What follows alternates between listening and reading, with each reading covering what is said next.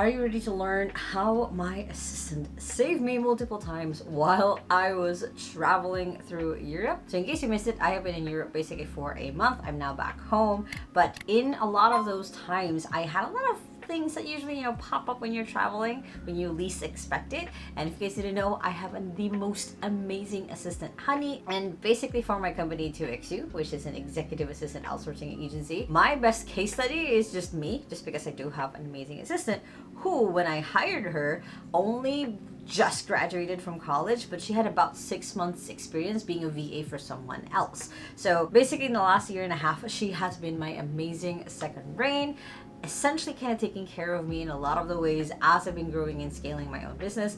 And I want to walk you through basically the different ways that, one, we prepped for my trip, and the second thing is how she kind of handled a lot of things that usually come up when you are traveling. Now, the first thing is just really managing my calendar between travel. So the first thing that we did was we moved all of my usual meetings into basically my morning in Europe and then the afternoon for the rest of my team. So I basically have regular check-ins with my admin team within 2XU and even some with some clients. So one of the first things that we did before I left was we moved everything. We basically have, if you didn't know, on Google Calendar, you can add another time zone. So I added the time zone that'll be in the most basically, and we compared it to my calendar and we started moving things down. Well, she honestly started moving down. So she went ahead and contacted people, got their schedules, made sure it didn't conflict with anything else. So then it was set. But during the trip, there were a lot of times where I would expect that I would be in front of my computer, so I would be able to do a call, or someone books essentially a discovery call with me,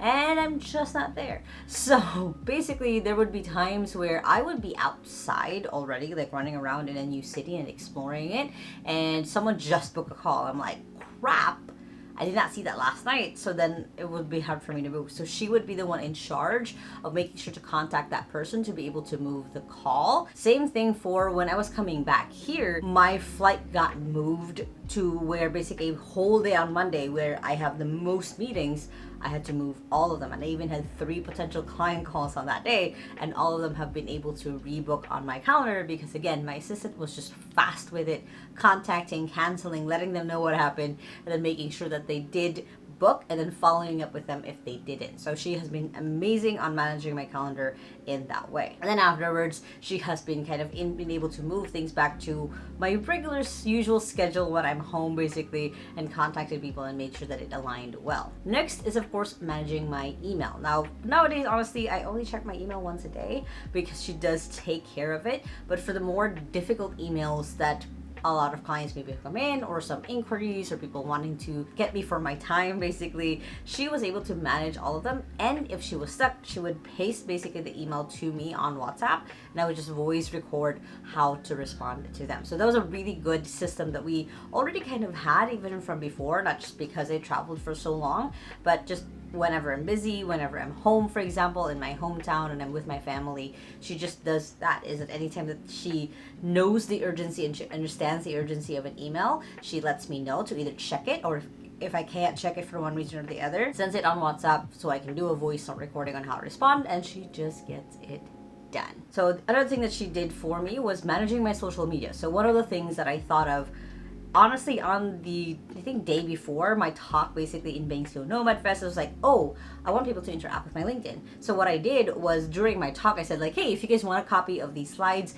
make sure to send a chat on my LinkedIn or send me a request on LinkedIn. And then my assistant is online right now as I'm on stage, and she will respond to you and send you the slides. And I timed it out perfectly with my assistant where she was still awake because it was about 5 p.m. in the Philippines. So she was able to send out basically the link to my slides, so anyone who messaged me got them. And other than that, any time that I posted as well while I was traveling and I couldn't respond to certain comments that were really good to respond to, she took care of that. And any messages that I got that she knew that I needed to respond to, she would again send that screenshot of that message, send it to me, I'll voice note it back to her, and she just took care of everything. Now, speaking of my talk, one of the other things that she did to take care of me was on the day of my talk, I had this idea of like, hey, well, I need resources. I basically, at the end of my talk, I had a QR code that people could scan and grab some resource.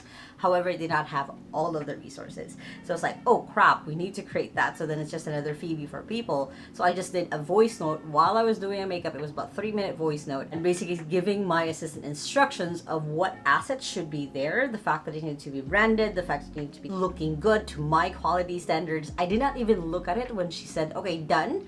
I was like, okay, I'm rushing. I'm going now into the venue. This, as I left basically my Airbnb, she already had it done. And by the time that I was able to check on it later on, after I already sent it off to people, it looked good. No feedback, no notes. She did it perfectly. So anytime I needed assets to be done or created while I was on the go, she was just there, able to know what my quality standards were on what I expected from her and able to get it done. And that was just one specific one. I've done multiple times where I was like, hey, can you send this or create this quick PDF? This person is asking for it.